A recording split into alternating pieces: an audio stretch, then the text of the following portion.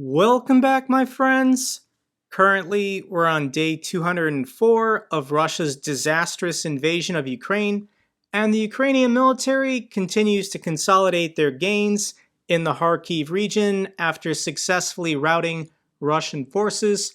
When we go on deepstatemap.live, you can see all of this territory here just 2 weeks ago was colored red under Russian control, and now it is colored blue, firmly under Ukrainian control.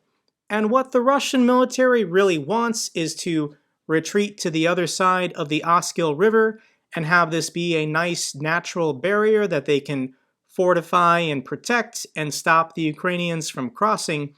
However, this plan has already failed as the Ukrainians have successfully crossed the Oskil River and have created two bridgeheads in the city of Borofa and Kyiv.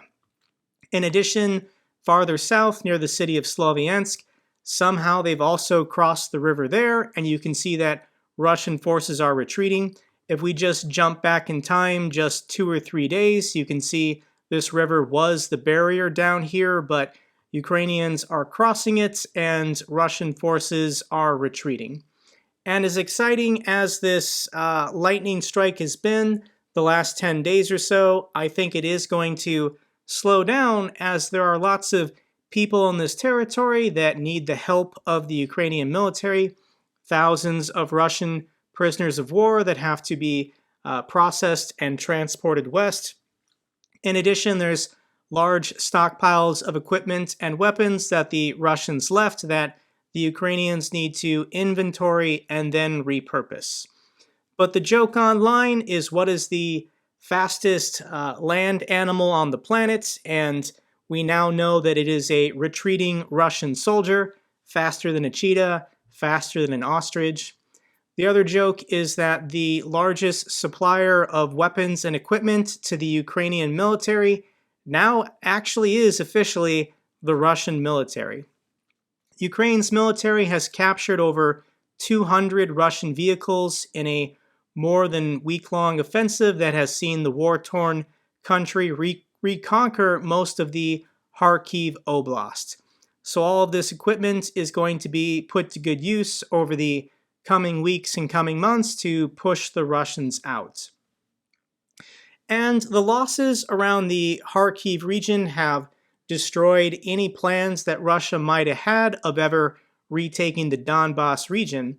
And the city of Izium was crucial for the Russian forces. This dotted gray line here is the outline of the Donbas region.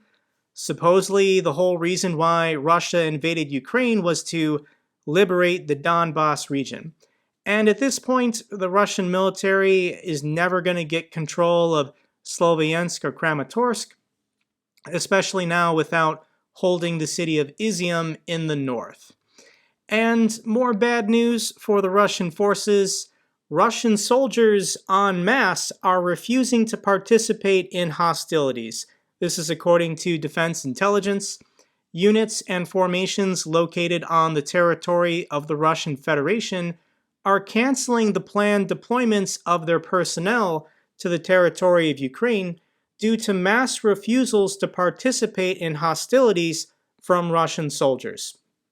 So all these Russian soldiers, more than likely, are younger men going on social media, ignoring Kremlin state propaganda, and doing research for themselves about how poorly this war is going for the Russian forces.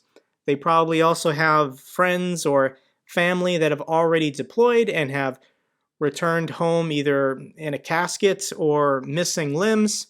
Why would you want to participate in a war of aggression, a war of occupation, when you know your side is losing?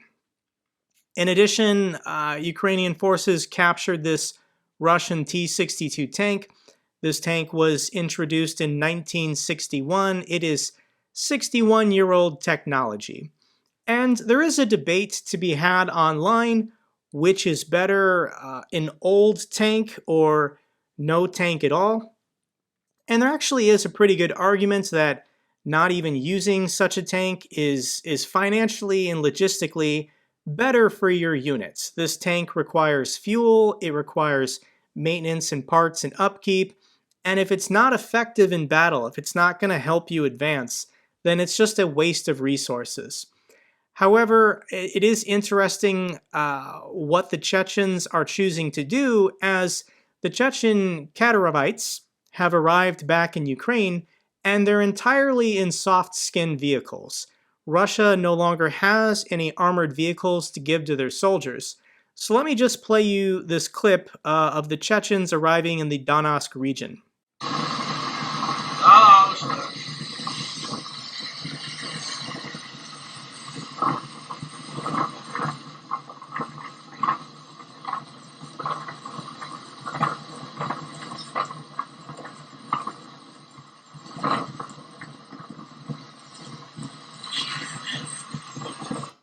What is the purpose of these Chechen National Guardsmen, and how effective are they in battle?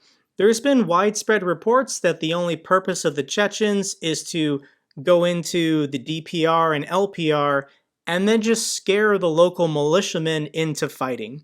They're supposed to be Russia's enforcers to make sure that the conscripts from the Donetsk People's Republic and Luhansk People's Republic don't cut and run, that they actually hold their grounds and fight.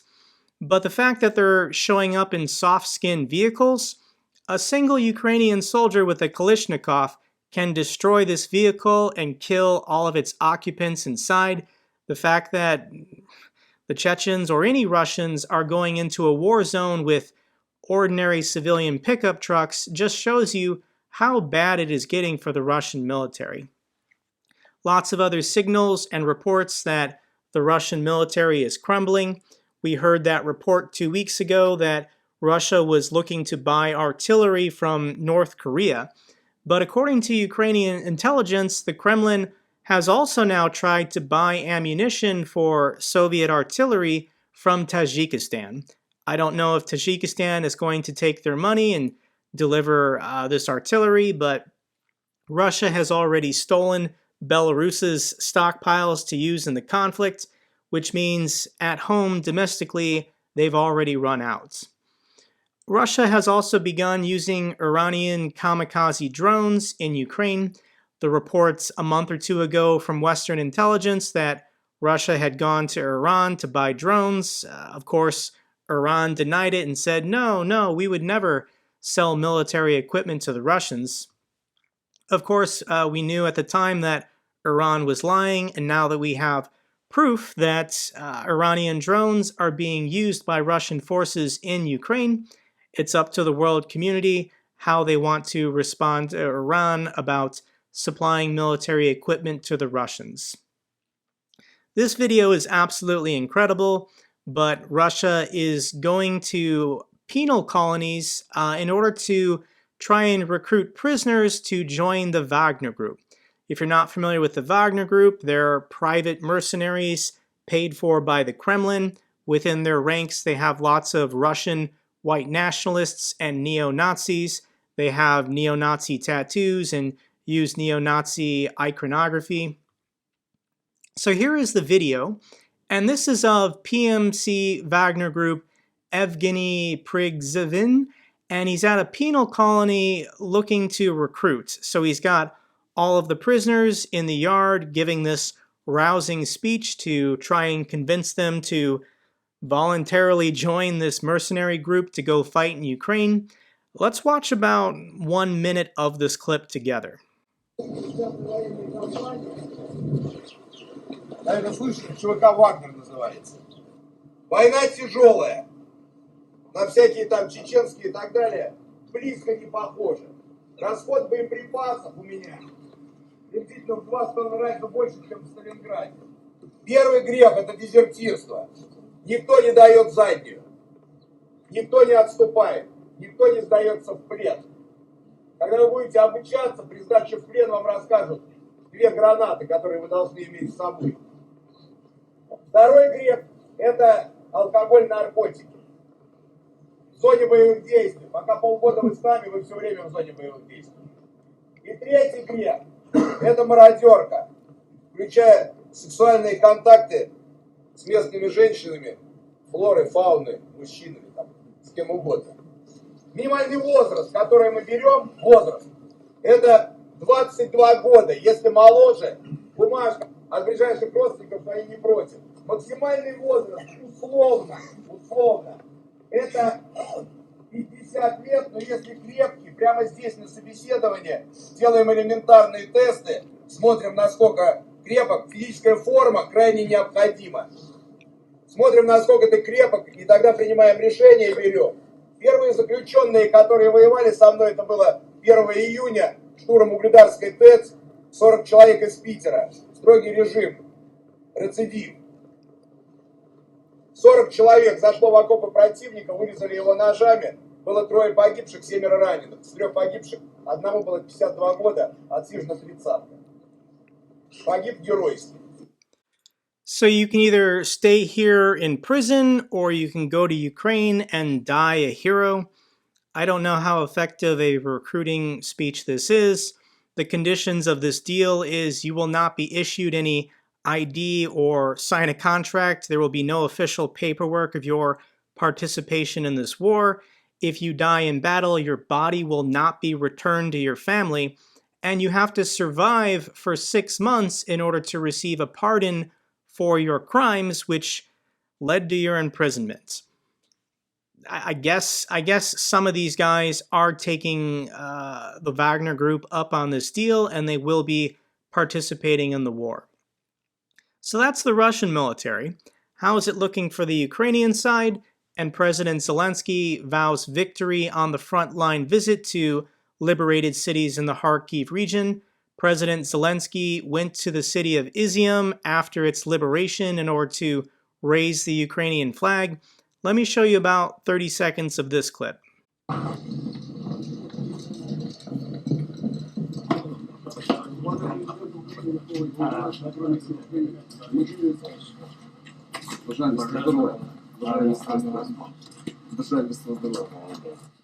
Маю велику честь сьогодні бути тут від народу України, від всіх, кожної, впевнений, від дорослих до наших прекрасних дітей. Честь подякувати. Unfortunately, I don't have English subtitles translated what he's saying, but I feel it myself that it's very inspiring to see the president of Ukraine go to an active war zone, go to the city of Izium in order to visit with troops. So here's a comparison of President Zelensky going to a war zone, and this is what courage and dedication from your civilian leadership looks like. And here's the comparison of how President Zelensky interacts with his military versus how President Putin interacts with his military. Another small detail that was interesting is that President Zelensky was only wearing a single patch on his shoulder, and in Ukrainian this reads Ukraine or death, just signaling the resolve of both President Zelensky and the Ukrainian people that they will never submit to Russian rule, Russian occupation. Ukraine will never be part of Russia ever again. They're literally saying we will choose death over submitting to Russian control ever again as a people. So what is the Kremlin going to do? The Kremlin must somehow placate its supporters amid outrage of their horrible performance of their ground forces. So of course the only thing that the Russian military can do, since their soldiers on the ground don't want to fight, is they just launch missiles to terrorize civilians. They target civilian infrastructure. 2 days ago, they launched missiles and blew up the Kharkiv Dam. This is a dam that was holding back a reservoir that then flooded numerous villages, destroying houses, potentially killing innocent civilians. Here's a video of the dam releasing all of the water.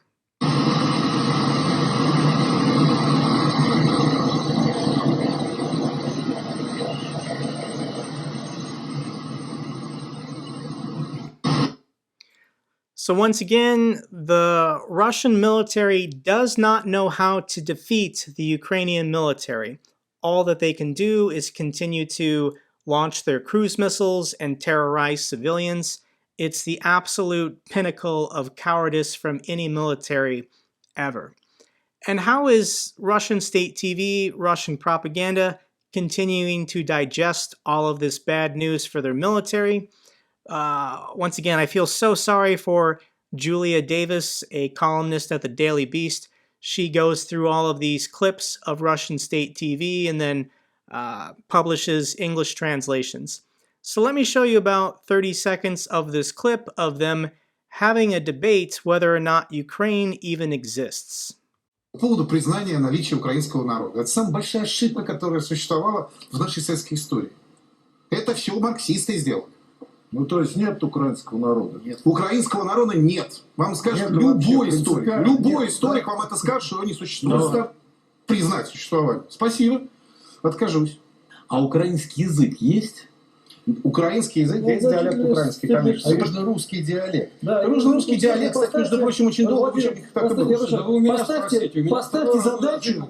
Ну что вы глупости говорите? Поставьте задачу. Есть украинский. Он есть, но как литературно он сконструирован. Если мы будем сейчас вот так вот по этому поводу, значит, я могу сказать так, что по состоянию на вхождение там, и Украины в состав России, и, кстати говоря, УССР в состав СССР, на этом так называемом языке говорило абсолютное меньшинство населения, которое сейчас объединено в территорию современной Суть даже не в том, есть он или нет, а в том, что он был навязан искусственно. Когда мы извне. So these Russian pundits, these Russian experts continue to debate whether or not Ukraine even exists.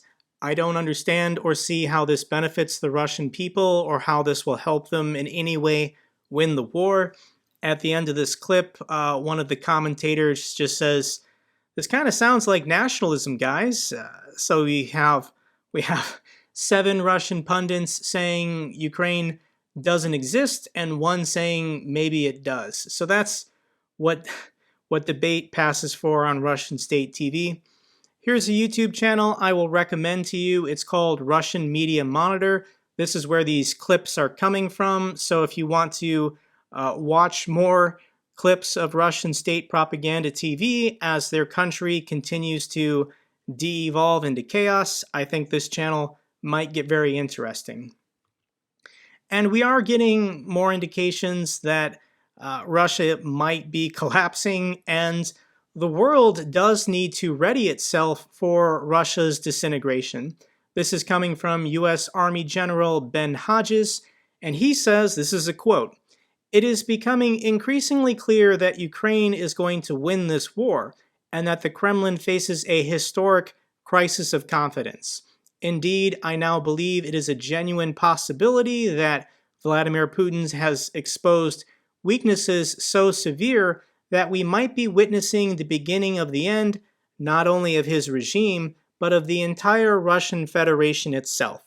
Because the Kremlin has shown weakness, because the Kremlin has failed, this is the opportunity for various factions or ethnic and cultural and religious minorities to break away from the Kremlin, break away from the Muscovites."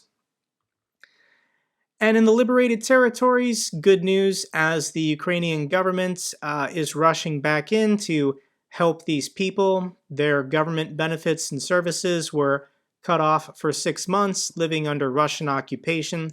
So the Ukrainian government does want to restore order, restore benefits, and make sure that these liberated people are being cared for.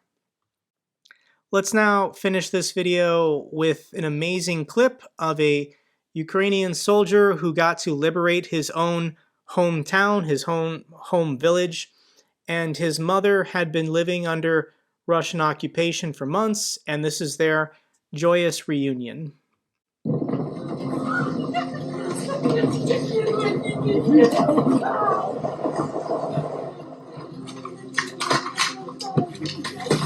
Цветок растет. Я думала, что закончится цветок зацветет. Мамуля, я знаю, что вы приехали. Я знала, все сохранилось. Божечки, сокольчик, я ждала, что ты придешь. Я все забрала, все твои вещи, все сохранилось. Это грамочки. Теперь там хата заминирована, сказала. Мамуля, ты хорошо выглядишь, как всегда. Привет.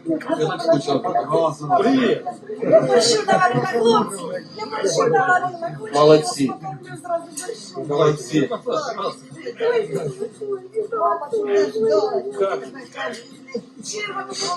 Мама, цифра вперед. Мама, мама, смотри. Давай, мы сейчас заспокоимся, мама. That's all for this update video. Glory to the heroes, glory to Ukraine. If you found this video informative, give me a thumbs up, best way to support my channel.